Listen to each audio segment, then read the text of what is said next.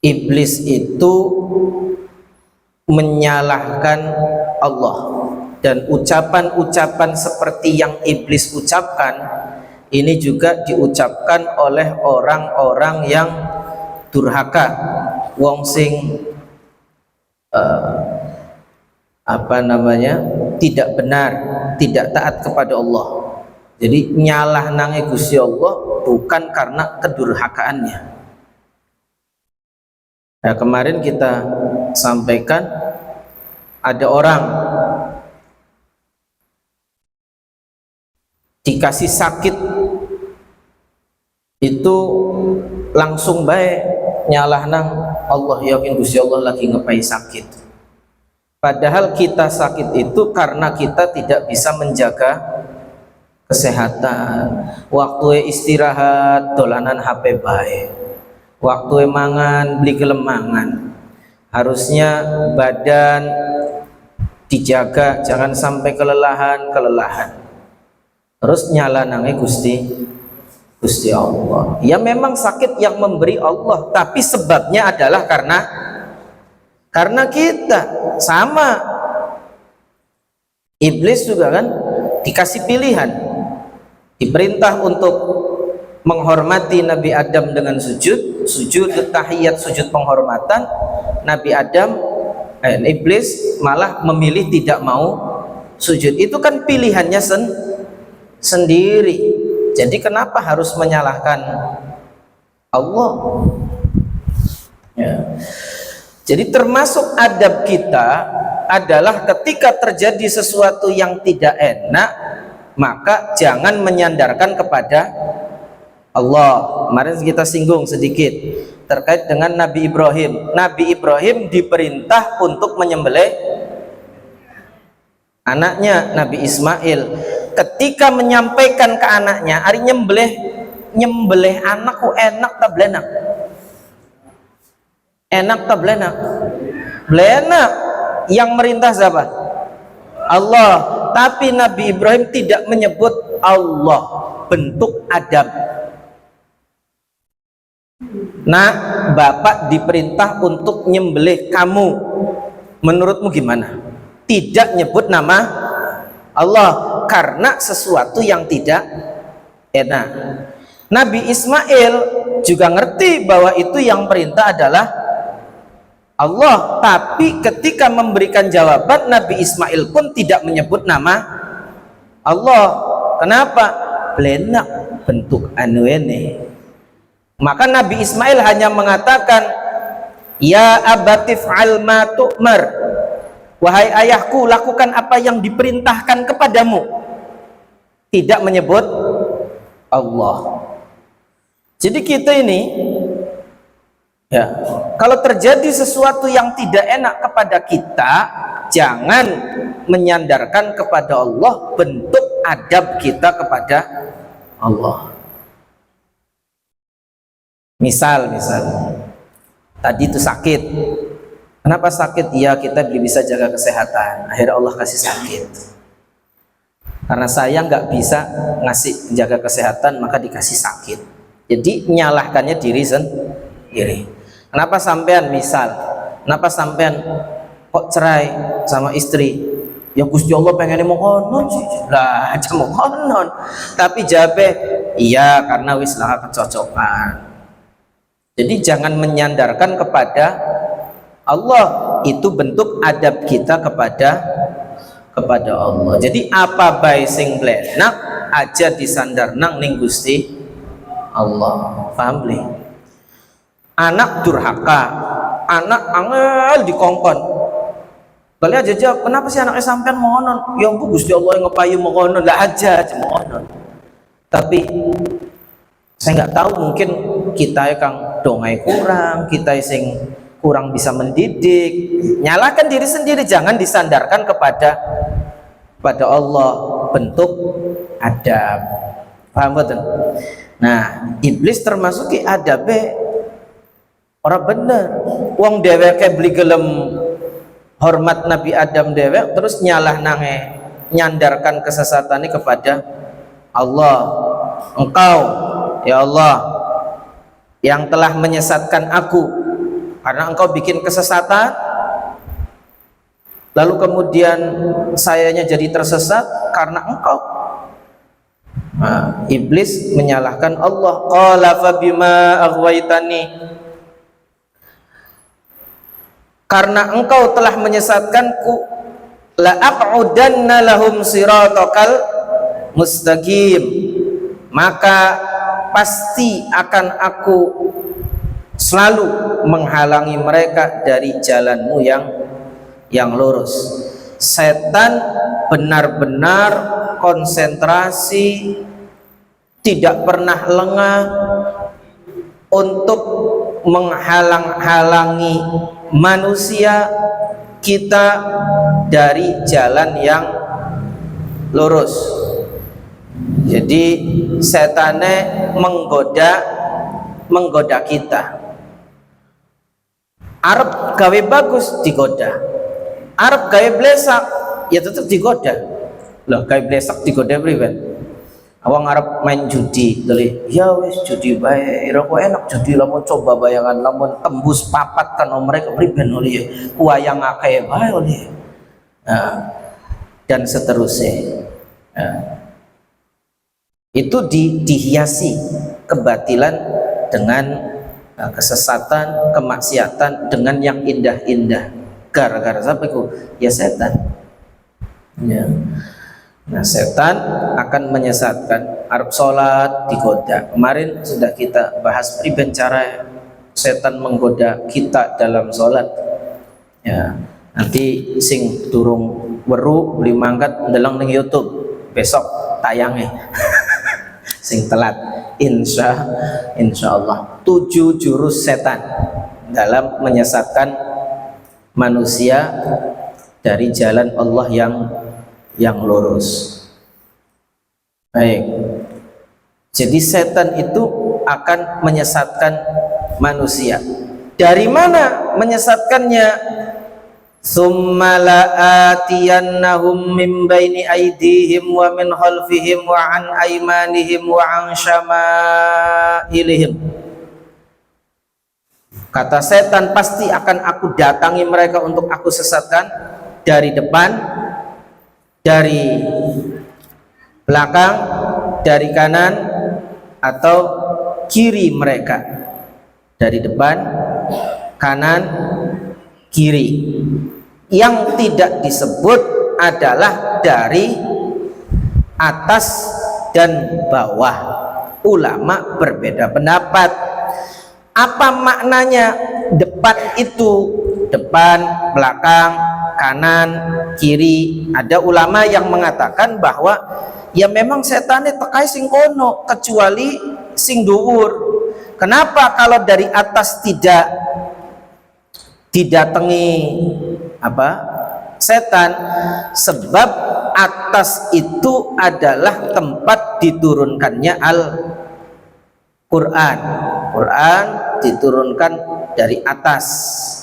Nah, Quran itu sing dhuwur. Makanya setan nggak bisa menggoda manusia dari arah atas gitu. Makanya jari ulama, kalau kita ini dibisiki setan, bisikannya kuat, kita ngelihat ke atas lalu zikir Allah, mulutnya ditutup, pakai dalam hati Allah, hanya lafaz Allah disukun Allah, sambil melihat ke atas. Jadi ada yang menafsiri begitu, ada yang menafsiri bahwa atas bawah tidak disebut karena siapa yang dekat dengan Allah yang maha tinggi dan dia merendahkan di hadapan Allah dengan sujud bawah, tidak akan tergoda setan. Minta pertolongan kepada Allah yang maha tinggi dengan melakukan sujud mendekatkan diri kepada Allah, maka tidak akan disesatkan oleh setan. Jadi kenapa dua arah itu tidak disebut? Sebagian ulama mengatakan seperti itu. Ya. Ada yang mengatakan bahwa kanan, kiri, depan, belakang itu majaz. Majaz itu apa ya? Kiasan. Apa yang dimaksud dengan depan? Depan adalah yang dimaksud arah depan itu yang berkaitan dengan harapan masa depan manusia, angan-angan itu digoda. Ya, ditakut-takuti, disesatkan tentang masa depan. Kalau kamu ini nggak korupsi, keburu pensiun, sekarang kamu lagi jabat, kalau nggak segera korupsi, nanti kamu hidupnya ke depan gimana? Anakmu nanti makan apa? Maka sekarang mumpung masih jabat, gagal korupsi, simpen untuk masa depan. Oh, itu godaan dari depan maknanya. Ada yang menafsiri ulama seperti itu. Jadi depan maknanya masa depan, menghalalkan segala cara. Yang dimaksud belakang adalah anak keturunan. Anak keturunan priben mengkoe. Anak keturunan kita ini biar mereka tidak agar kecukupan, agar apa, maka setan ayo kumpulkan harta yang banyak, pokoknya sih arep halal arep haram, sing penting akeh anak cucu itu nanti tidak kelaparan. Kalau tadi kaitan dengan cita-cita, nanti kalau keburu pensiun rumah belum jadi priben, anak-anak mungkin durung lulus dan seterusnya. Itu ada yang menafsiri bahwa manusia didorong oleh setan untuk mengumpulkan harta yang halal, yang haram, untuk menyiapkan untuk bekal anak cucunya. Itu arah belakang. Kanan, godaan setan dari kanan maknanya ari kanan kok dalam hal tuntunan agama, dalam hal ibadah. Ayo ibadah sing rajin, tapi digoda oleh setan, digoda. Bisa jadi ibadah akeh tapi tidak sesuai dengan yang ditetapkan oleh Allah. Jadi kanan setan menggoda ibadah kita, aja sholat maning, aja puasa maning dan seterusnya digoda. Atau seperti yang kemarin kita jelaskan, godaannya suruh ibadah yang rajin tapi nyasar, tidak benar, tidak sesuai dengan tuntunan Allah. Dari kiri maknanya setan memperindah manusia dalam hal kekejian dan kemungkaran. Wis duwe rabi dewek, ndeleng rabine wong kok kaya luwih ayu, itu digoda supaya mendorong untuk maksiat. Itu setan yang goda. Dalam kemungkaran, ya, wah enak kok pesta ke diskotik, mabok, kayak wis ilang kabeh sumpah ke dorong, itu arah kiri. Tapi ada juga yang mengatakan bahwa yang dimaksud arah depan adalah akhirat. Jadi setan menggoda kita yang kaitannya dengan akhirat.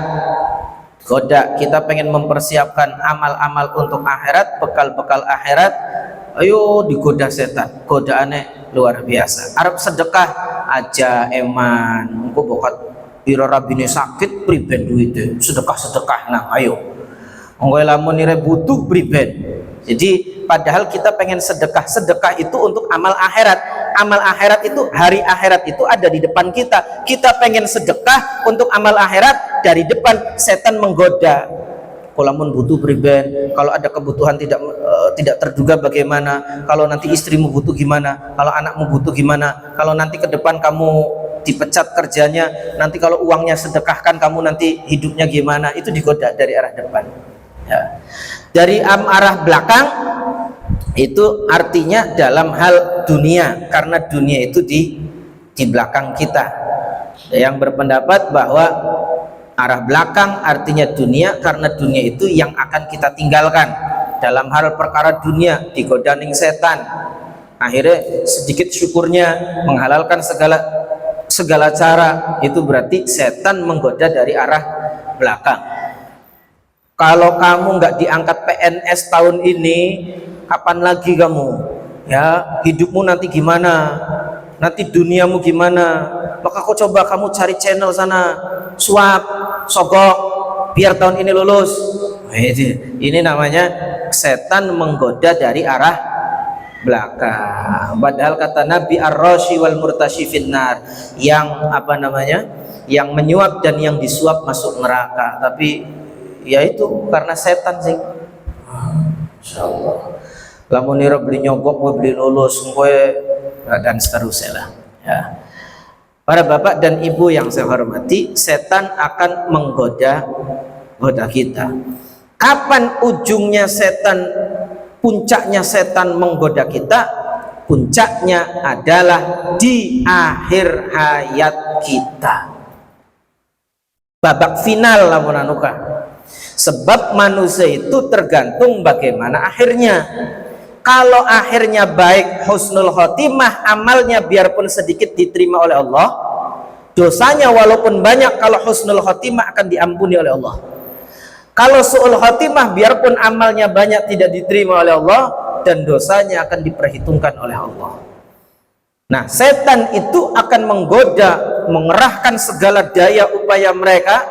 Babak finale adalah di akhir hayat kita, agar kita matinya su'ul khotimah, na'udzubillah. Maka jangan pernah ada di antara kita sing sombong dengan ibadah, karena kita tidak tahu akhir hayat kita bagaimana. Ada seorang ulama mengatakan bahwa ketika seorang hamba hendak meninggal dunia, 70.000 setan yang menggoda, bukan hanya satu. Priben cara bocakin gitu, mati su'ul khotimah, ibadah yang dia lakukan bertahun-tahun biar sia-sia, tidak dapat ampunan dari Allah. Ayo goda priben cara. Kalau bisa dia matinya kafir, kalau nggak matinya kafir paling beli su'ul khotimah. Itu apa rane babak finale setan. Maka kita ini jangan sombong dengan ibadah kita, karena kita nggak tahu akhirnya gimana. Dan orang yang saat ini bergelimang dalam maksiat, masih ado, jangan berkecil hati. Taubatlah, mendekat kepada Allah, mudah-mudahan Allah menganugerahkan kepada kalian ya husnul khotimah, dosa-dosa kalian akan diampuni, ibadah kalian walaupun sedikit akan menjadi berat, akan menjadi hitungan di sisi Allah Subhanahu wa ta'ala. Mudah-mudahan kita semua husnul khotimah ya. Wala tajidu aktsaruhum syakirin, dan engkau tidak akan mendapati kebanyakan mereka bersyukur. Ake-ake wong iku beli gelem syukur. Ake wong syukuran atau ake wong beli syukur? Ake wong sing bersyukur tak ake wong sing beli bersyukur? Ake-ake beli bersyukur. Masya Allah. Padahal sih Gusti Allah ngepai sehat tengkulon jenengan, sehate mampu tening umur ki, sehat karo sakit, ake sehate tak ake sakite? Ake sehate tapi belilok disyukuri, barang sakit ngeluh baik. Masya Allah ya. Jadi orang yang bersyukur, syakirin, orang yang benar-benar syukur dengan tulus kepada Allah, itu dengan segala nikmat yang ada, besar atau kecil, baik syukurnya dengan hati, ucapan atau perbuatan, itu sedikit sekali. Yang syukur sedikit. Mudah-mudahan kita termasuk orang-orang yang bersyukur. Padahal syukur itu kaitannya dengan syukur, insya Allah firmannya ke luar biasa Pak. Di Quran surat apa ya? Ibrahim ya, ayat 7 kalau nggak salah. La ing syakartum la azidannakum. Kalau kalian syukur, aku pasti akan aku tambah nikmatnya. Wala ing kafartum inna adzabi lasyadid. Pilihannya syukur atau enggak. Kalau syukur ditambahi nikmatnya, kalau tidak syukur disiksa. Jadi pilihannya cuma dua. Syukur ditambah, beli syukur disiksa. Insyaallah. Jadi syukur sing akeh syukurane ning Gusti Allah. Alhamdulillah, alhamdulillah, alhamdulillah. Ya, waktu itu kita bahas nikmat Allah dari ujung kepala sampai ujung kaki. Ya. Qalilam ma tashkurun. Ayat 18. Qala ruj minha madh'uman madhura. Allah berfirman, keluarlah kamu dari surga dalam keadaan terhina dan terusir. Keluar kamu wahai iblis dari surga dalam keadaan hina. Kenapa hina? Ya karena kamu durhaka dan kamu terusir. Makna terusir, kamu jauh dari rahmatku, dari rahmat Allah, dan jauh dari kebaikan. Insyaallah di iblis ki wis hina karena kedurhakaan, diusir jauh dari rahmatnya Allah subhanahu wa ta'ala. Dan sesungguhnya Gusti Allah bersumpah, dan sesungguhnya kata Allah bersumpah dengan keagungannya, siapa saja di antara mereka, yakni manusia dan jin, karena yang diperintah untuk ibadah mendekatkan diri kepada Allah manusia dan jin. Siapa saja di antara mereka dari bangsa manusia dan jin, kalau ada yang mengikutimu wahai iblis, maka pasti akan aku isi neraka jahanam dengan kamu semua. Siapa kamu semua itu? Yang menggoda dan yang tergoda. Jadi sing kena godaan iblis, baik iblis yang menggoda atau yang tergoda dengan iblis, dengan setan, mereka akan dimasukkan ke dalam neraka. Na'udzubillahi min dzalik. La man tabi'aka minhum la amla'anna jahannama minkum ajma'in. Sapa bae sing melu mengikuti setan, maka akan dimasukkan ke neraka jahanam bersama setannya, bersama iblis. Wa ya Adam uskun anta wa zawjukal jannata fakula min haitsu syi'tuma. Adam, kata Allah, tinggallah engkau bersama istrimu. Ya Adam, hei Adam. Ini Nabi Muhammad di Quran tidak pernah disebut ya Muhammad, nggak pernah. Ya Adam, ya Ibrahim, ya Musa, ya Isa. Kalau ke Nabi Muhammad Allah nggak pernah nyebut namanya Nabi Muhammad dengan panggilan ya Muhammad, tidak ada. Di Quran nggak ada ya Muhammad. Saking mulianya Kanjeng Nabi Muhammad. Kalau Nabi Adam langsung dipanggil ya Adam, uskun, tinggallah kamu dengan tenang, dengan damai. Adam, kamu, anta, wa zaujuka, dan istrimu, al jannata, di surga. Kamu dan istrimu tinggallah dengan tenang di surga, yang tenang, yang damai. Silakan kamu tinggal di surga. Fakula min haitsu syi'tuma, dan kamu boleh makan apa saja yang ada di surga. Boleh makan, kamu dan istrimu makan apa yang ada di surga. Nah, di surga ini kebanyakan ya, makanan semua ada, tapi makanan yang makanan surga itu gambarannya adalah buah-buahan ya, buah-buahan, makanan apa saja yang kamu kehendaki, kalian kehendaki kalian berdua, dan yang bikin kamu senang, yang bikin kamu kenyang, silakan makan semua yang ada di surga. Wala taqraba hadhihi syajarah, tapi jangan dekati pohon ini. Jadi Nabi Adam hidup di surga enak, rumah ada, semua fasilitas ada, makan karimangan, wis srog nikmati kabeh ning surga. Tapi aja marek tanduran kien, wong diomong aja marek je malah marek. Sapa iku? Nabi Adam karo Siti Hawa. Lah kula karo sampean anak putune Nabi Adam dan Siti Hawa. Muni aja mene-mene ya malah mene, aja mendelik malah mendelik. Numpak mobil, numpak angkot, numpak motor, jangan tengok kiri malah tengok kiri. Lha iku ya karena anak putune Nabi Adam. Makanya jare pepatah Arab, kullu mamnu'in matbu'un. Apa sing dilarang ya kurang dilakoni. Makanya menurut teori psikologi pendidikan, ke anak itu aja ngomong jangan lari-lari, malah lari nanti. Tapi jalan aja nak, jalan aja nak. Dihilangkan kata larangannya, sebab manusia dua watak, sing dilarang iku sing dilakoni. Wala taqrabu hadhihi syajarata fatakuna minadz zalimin. Kamu jangan dekati pohon ini. Pohon apa? Tidak disebut. Ada satu jenis pohon. Ya, ulama mengatakan yang dimaksud pohon adalah ya pohon sebenarnya, anak pohon. Ada yang dinamakan, ada ulama yang mengartikan dengan majas, makna pohon itu adalah larangan. Ada suatu larangan, jangan dekati pohon atau jangan dekati apa yang dilarang oleh Allah. Ada ulama yang mengatakan seperti itu. Kalau kamu dekati, fatakuna minaz zalimin, nanti kamu termasuk orang yang zalim. Ya. Zalim itu apa?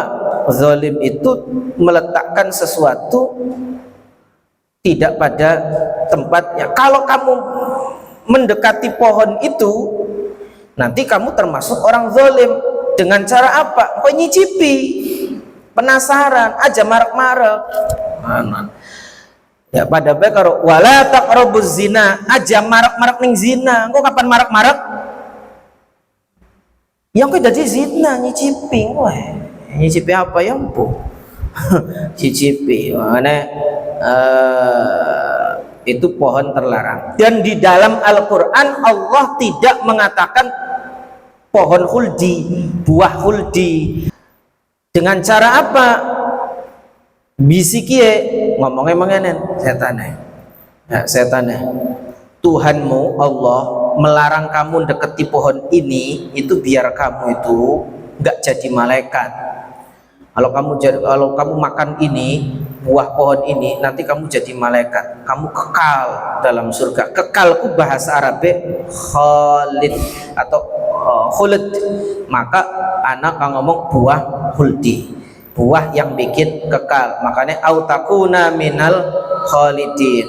Ketika minal khalidin, maka ada asal kata khulud, maka jadi buah khuldi. Nanti insya Allah ayat 20 kita bahas di pertemuan berikutnya lebih panjang lebar. Wallahu a'lam bishawab. Allahumma rahamna bil Qur'an waj'alhu lana imaman wa nuran wa hudan wa rahmah.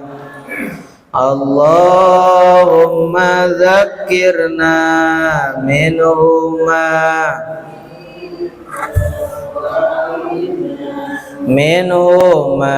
jahilna warzuqna tilawatahu ana al-laili wa atrafan nahar waj'alhu lana hujjatan ya rabbal